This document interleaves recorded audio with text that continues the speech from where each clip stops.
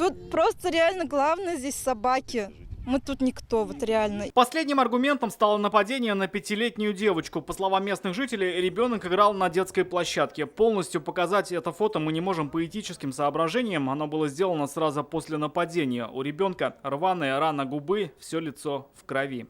Я была на работе, когда мне написала мама девочки, Гульнара, говорит: Айгуль, на мою девочку напала собака. Как она рассказывала мне, Гульнара там на грядках у себя копалась и, говорит, идет женщина в сторону нашего дома, ведет моего ребенка. Я, говорит, понимаю, что у ребенка лицо в крови. Малышку увезли на скорой. В больнице наложили 5 швов, говорят соседи. Прокуратура организовала проверку. Надзорное ведомство даст оценку действиям местных властей и специализированных организаций на предмет соблюдения требований законодательства об ответственном обращении с животными. Поговорить с родителями девочки нам не удалось. С ребенком сейчас занимается психолог. Жертвой этой же собаки породы хаски стала и Айгуль Ишкинина. Они прибежали, окружили меня, и одна собака, вот как раз это хаски, вот это, начал на меня рычать и кусать за штаны. По словам местных жителей, хаски не только сама является агрессором, она собирает вокруг себя других собак. В итоге стая. Я специально остановился, 15 штук насчитал.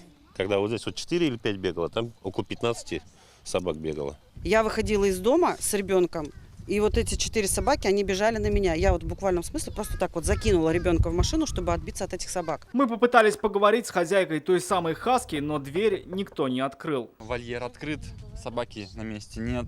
Где она гуляет, чем она занимается, никто не знает. И это уже не первый месяц, не первый год. И стерилизация здесь не поможет, говорят ветеринары. Стаю так просто не остановить. Одна набросилась и вторая. То есть, представляете, их 10 штук. Что происходит? Каждый, если даже куснет, уже все. И стерилизация, она не убирает агрессию.